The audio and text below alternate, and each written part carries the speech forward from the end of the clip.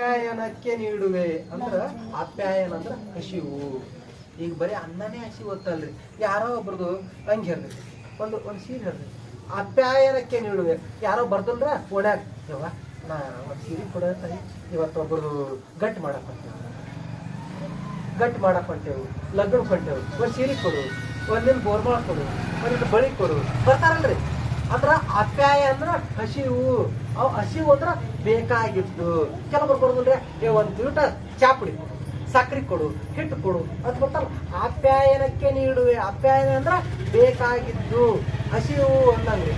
ಆಪ್ಯಾಯನಕ್ಕೆ ನೀಡುವೆ ಲಾಂಛನಕ್ಕೆ ಶರಣೆಂಬೆ. ಲಾಂಛನ ಅಂದ್ರೆ ಏನ್ರಿ? ವಿಭೂತಿ ಹಚ್ಕೋತೇವೆ, ಲಿಂಗ ಕಟ್ಕೋತೇವ್, ಮತ್ತ ರುದ್ರಾಕ್ಷ ಹಾಕೋತೇವ್, ಮತ್ತೆ ಈ ಕಾವೇರಿ ಹಾಕೊಂಡೇನಿ, ಮತ್ತ ತಾವೆಲ್ಲ ಇಲ್ಕಲ್ ಸೀರೆ ಉಟ್ಕೊಂಡ್ರಿ. ಹೌದ್ರ? ಇವೆಲ್ಲ ಹಿರೇತನದ ಲಕ್ಷಣ ಇರ್ತಾವ. ಹೌದು. ಈಗ ಇವ್ರು ಹಿರಿಯ ಮನುಷ್ಯರ ಅತ್ತಾರ, ಹಾಕೊಂಡವ್ರಿಗೆ ಇವ್ರಿಗೆಲ್ಲ ಯಾರು ಹಿರಿಯ ಮನುಷ್ಯರ ಅತ್ತಾರ, ಇಲ್ಕಲ್ ಸೀರೆ ಉಟ್ಕೊಂಡವ್ರಿಗೆ ಮತ್ತ ಹಿಂಗೆಲ್ಲ, ಮತ್ತೆ ಹಿಂಗ್ ಕಾವಿ ಹಾಕೋ ಇವಕ್ಕೆಲ್ಲ ಏನತ್ತಾರ? ಲಾಂಛನಗಳು ತರ.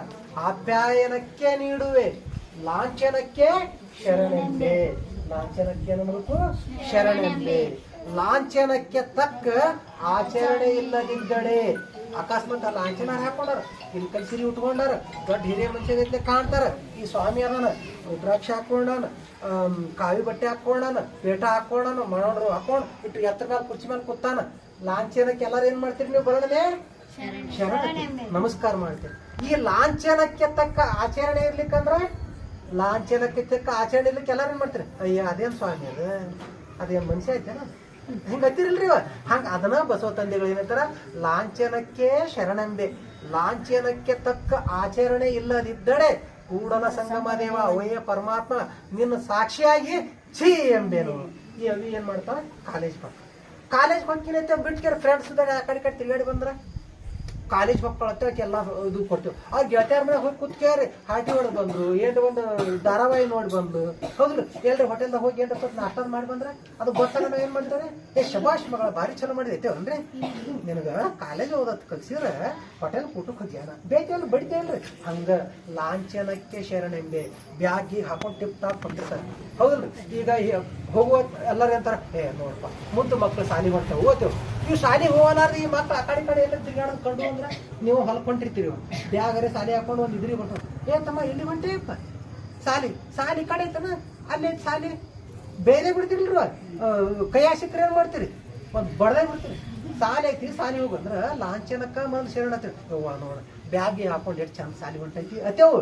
ಆ ಲಾಂಛನಕ್ಕೆ ತಕ್ಕ ಆಚರಣೆ ಇರ್ಲಿಕ್ಕೆ ಏನ್ ಮಾಡ್ತೇವ್ರಿ? ಈ ಬ್ಯಾಗ್ ಹಾಕೊಂಡ್ ಗೋಲಿ ಗುಂಡ ಆಡಾಕ್ತಿದ್ವು ಅಂದ್ರ, ಈಗ ಸಾಲಿ ಟೈಮ್ ಐತಿ, ಸಾಲಿ ಬಿಟ್ಟು ಹೊರಗೆ ಆಟ ಆಡಕತ್ತಾನ, ಏನ್ ಮಾಡ್ತೀರಿ? ಗೊತ್ತಾಕತಿ ಬೆದರ್ಸ್ತಿರ್ಲ್ವ? ಅಲ್ಲಿ ನಮ್ಮ ಮಕ್ಕಳು ಇದು ಮತ್ತವ್ರ ಮಕ್ಕಳು ವಿಚಾರ ಮಾಡ್ತೇವನ ಇಲ್ಲ. ಯಾರ್ಯಾಕಿರೋಲ್ಲ. ಲಾಂಛನಕ್ಕೆ ಅಪ್ಯಾಯನಕ್ಕೆ ನೀಡುವೆ. ಹಸಿವು ಅಂತ ಯಾರು ಅಂದ್ರೆ ಯಾರಿಗೆ ಬೇಕು ಅಂತ ಬರ್ತಾರ ಅವ್ರಿಗೆ ಕೊಡ್ತೀನಿ. ಅವ್ರು ಹಾಕೊಂಡ ಲಾಂಛನಕ್ಕೆ ಶರಣತೀನಿ.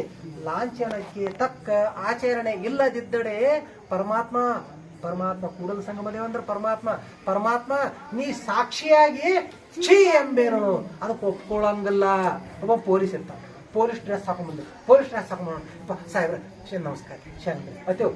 ಮತ್ತ ಪೊಲೀಸ್ ಡ್ರೆಸ್ ಹಾಕೊಂಡು ಯಾಕಡ್ರೆ ಅವಾಜ್ ಶಬ್ದ ಮಾತಾಡಕತ್ತಂದ್ರ ಯಾಕಡ್ರೆ ಹೊಡ್ಸಕತ್ತ ತಗೋರ್ಲಿ ಮಗಂದಿವ ಏನತ್ತಾರ ಅತೇ ಇಲ್ರಿ ಸ್ವಾಭಾವಿಕ. ಯವ್ವ ಹೇಳ್ತಿದ್ದೆ ಪೊಲೀಸ್ ಹಾಕೊಂಡು ಯಾಕಡ್ರೆ ಇದು ಮಾಡ್ತೈತಿ ಹಿಡ್ರಿ ಹಾಟೆ ಅದೇ ಗೊತ್ತದಿಲ್ರಿ ಬಾಯಿ ಸ್ವಾಭಾವಿಕ. ಹಂಗ ಲಾಂಛನಕ್ಕೆ ತಕ್ಕ ಆಚರಣೆ ಇರ್ಲಿಕ್ಕಂದ್ರ ಪರಮಾತ್ಮನ ಸಾಕ್ಷಿಯಾಗಿ ಛೀ ಅನ್ಬೇಕು. ನಾವು ಅನ್ಬೇಕಂತ ಜೀವನದಾಗ ಅನ್ಬೇಕು ಅನ್ನೋ ಮಾತ ಈ ವಚನದೊಳಗೆ ಹೇಳ್ತಾರೆ. ಇಂಥ ಜೀವನದ ನೀತಿ ಪಾಠಗಳನ್ನ ಬಸವಾದಿ ಶಿವಶರಣರ ವಚನದಾಗದ ಇಬ್ಬರು ನಾವು ಮತ್ತೆ ಮುಂದೆ ನೋಡ್ಕೊತ ತಗೊಂಡ್ರಿ.